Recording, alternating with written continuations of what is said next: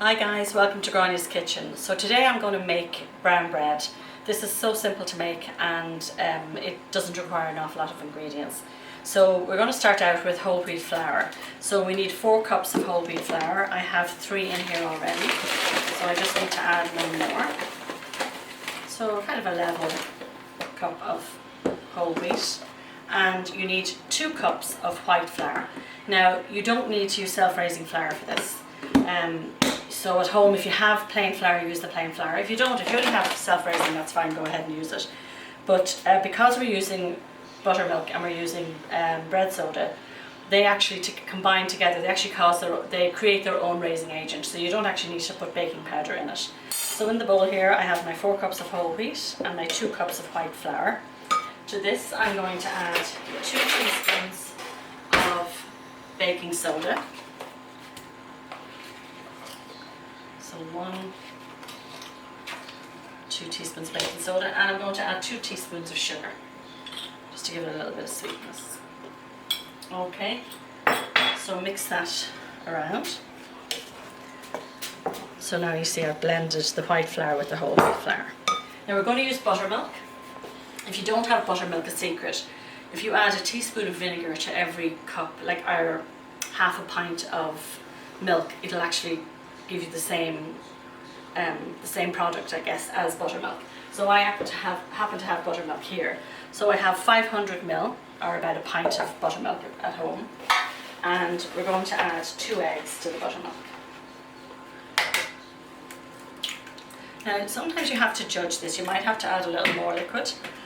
I'll show you the consistency. If it looks too dry, then go ahead and add some more milk to it. So now I'm going to whisk my eggs and my buttermilk. Oh, I always forget to mention, guys, heat your oven to 180 degrees. Okay, a nice hot oven for baking. Now, so we're basically just going to add our buttermilk and our eggs to this mixture. So just pour a little bit at a time, mix it through. Now I used my KitchenAid the other night. I made 4 loaves of bread for St. Patrick's Day. And I did 2 of them this way, and I did 2 of them with my KitchenAid mixer. And the ones with the KitchenAid mixer were not as nice. It was like the centre was too tight almost. There wasn't enough air in it, so they really didn't turn out well. So I wouldn't advise using a mixer. Just mix them by hand. Okay. So as you can see, I'm just gradually adding, and I can tell I'm going to need more liquid in this.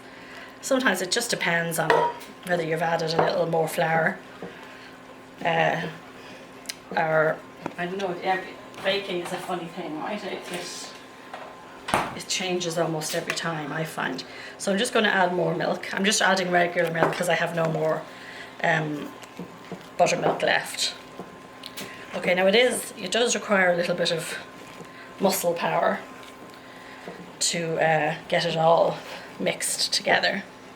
So again, so you know what, I'm actually probably thinking about 700 ml of milk for this one. So let's just mix it through. Now that's getting good. So you don't want it too wet, but you want to have enough liquid in it to combine all the flour. So that's pretty good. As you can see, it's not easy to turn it. It's quite heavy, but it's not too dry. So that's actually just perfect. I don't know if you can get an idea. It's not too gloopy. If you put too much liquid in it, it'll go sort of gummy. You don't want that to happen. Okay, so that's it. How simple is that? Get your 2 baking tins. These are just small ones. I'm not sure what they'd be, half pound, maybe a pound. And you can grease the inside. You can use margarine or butter, or if you want to use these sprays like palm spray, and just spray the inside because this just helps it to come out easier. And then you're going to spoon your mixture. Try and get it half and half. Spoon your mixture into your pan.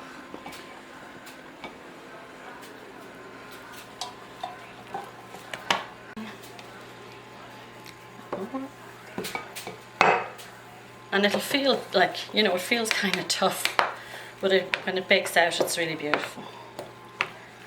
Okay. It's just perfect for 2 tins. Perfect amount. Now what I do is I try and smooth it out a bit, and then I make a little well in the middle. So just get a strong spoon. A metal spoon is ideal for this. And just try and smooth it out as best you can. And then with the edge of your spoon, just make a little indent down the middle. Okay? Now I'm just going to top it with a little bit of oatmeal. I have these packets of, I think they're instant oatmeal that my son uses. So I'm just going to sprinkle it. You can sprinkle sesame seeds, poppy seeds, whatever you like on the top. It just makes it look a little bit prettier when it comes out of the oven. Okay, so my oven is heated to 180 degrees. I'm going to put them in for 45 minutes. And when they're finished, I'll show you the finished product. Okay. Okay guys, so here is my first loaf of bread. So I just took it out of the oven and turned it upside down on my wire tray. So I want to see if you can hear this. It has like a hollow sound, so that's when you know that your bread is cooked. So I'm just going to turn it over. So you can see the oatmeal on the top, and you can see how nicely it has risen. Now I'm going to turn out my other loaf, and you see how easily it came out? Because I greased the pan before I put in the mixture. So there you have it, 2 lovely loaves of brown bread. Very simple. And I'm just going to let it cool there on a wire tray. Unfortunately I can't eat it because I'm on the keto diet, but Connor and Kieran and Amanda will enjoy it in the morning. So I hope you try it out, it's simple.